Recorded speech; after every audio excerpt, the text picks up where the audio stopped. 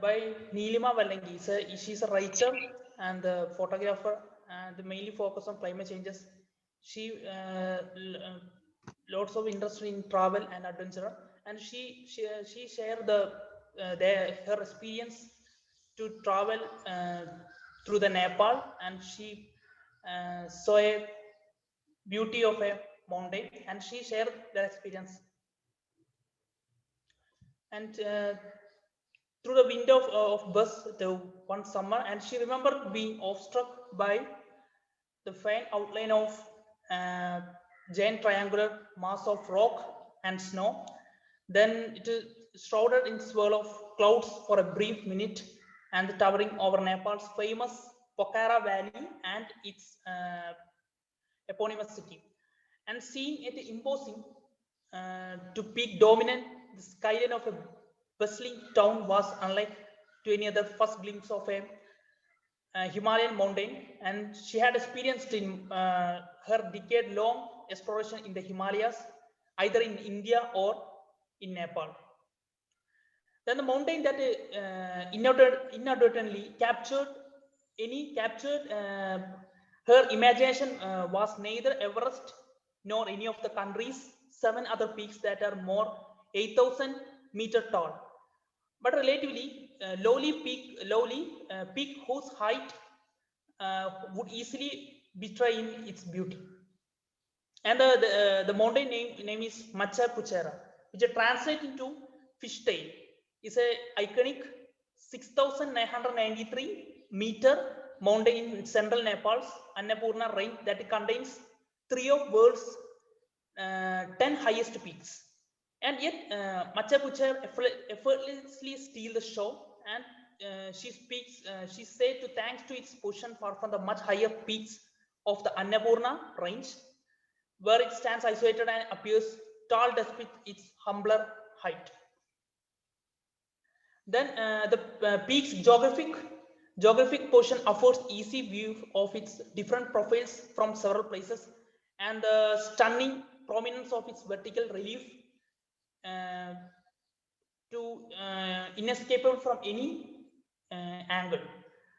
And the rising like twin spires twisting into each other, and Macha Puchara's double summit is joined by a sharp ridge that has much allure as the sleep symmetrical triangular tip. Then after the initial sight, she returned to Nepal several times and always made time to see her the favorite mountain. And some days were spent. She spent some days in Pokhara and watched the sublime reflection of Macha Puchar in Feva Lake. And others were spent watching the early morning and the late evening sun cast glorious light on the pointed peak towering over the rural slopes around Begnas Lake. And on other days, she gazed at the mountain from tops like Sarangot or Ashtam around Pokhara Valley. One winter, she finally hiked to the base camp of a smaller peak called Mardi Himal beneath Macha Puchara, established in 2012. And then short 5-day, 40-kilometer trek reaches a height of 4,500 meter and offers one of Macha Puchara's finest and closest views. Another 1,000-meter upwards to Mardi Himal summit is the closest anyone can get the peak. And that's because the climbing Macha Puchara is forbidden, a rarity in a country like Nepal that has embraced mountain tourism so enthusiastically that even the world's highest point and the Mount Everest, 8,848 meters summit, gets overcrowded. But the reason Macha Puchara remains a virgin peak, as well as the explosion of commercial trekking and mountaineering in Nepal today, can be attributed to one man. His name is Lieutenant Colonel James Owen Marios. Sorry, James Lieutenant Colonel James Owen Marion Roberts. And the Jimmy Roberts, popularly known, was a celebrated British Army officer whose contribution to Nepal and Himalayan mountaineering are profound. And Roberts was appointed as a first military attaché to Nepal in 1958, and he used his position, passion, and knowledge of the Himalayas to open up the country's remote mountains for commercial mountaineering and trekking. And he not only and the Robert fascination in Pokhara and Macha Picchu began after reading a dispatch from Nepal written in 1936 by an army officer who wrote the mountain and a curious town on the banks of a lake. And to see saying to see Pokhara and Macha Picchu and the villages in which my men live, and especially the Gurungs, to one of the main Gurkha tribes in Himalayas, and soon became an obsession. And Robert, but in those days, the interior of Nepal was a forbidden land, more sincerely and securely closed than even Mecca or Lhasa in their heyday. In 1957, after more than 20 years of fixating on Macha Picchu, Roberts organized the first expedition to summit the mountain, which had not been officially climbed till then. One thing that stands out in Noyce's account of the climb was the ease with which Roberts let go of his summit dream when logical issues for the summit team to be pared down to two.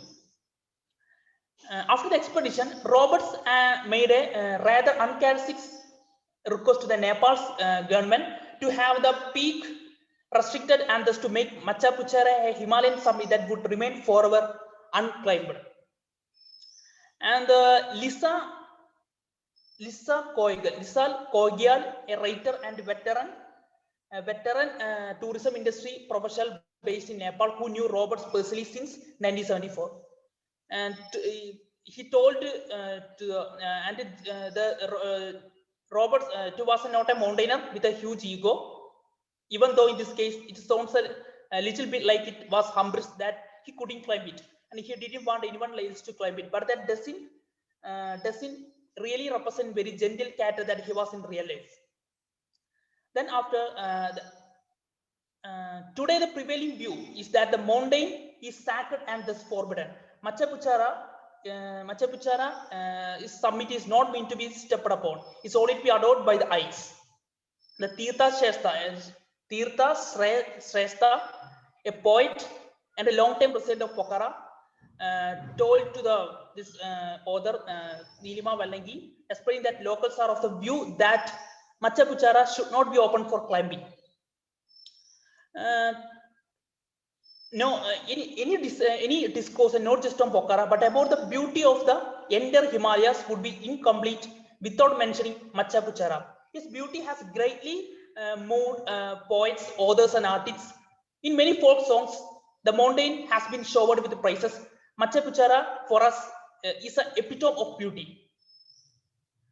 Then, while it never became clear why Roberts want the peak to remain inviolate forever, and especially after he himself tried to submit it once and got very close, it's hard to find fault with Roberts' move, seeing how many places have been ravaged by over tourism and commercial mountaineering. It is perhaps rather opposite that whilst Nepal's many other mountains generate much needed revenue, one sublime mountain remains untainted by the touch and ego of humans, quietly watching over the birds from its sacred, solitary abode. That's all my topic. I hope you all enjoyed this session. Now the floor is open for questions. Thank you.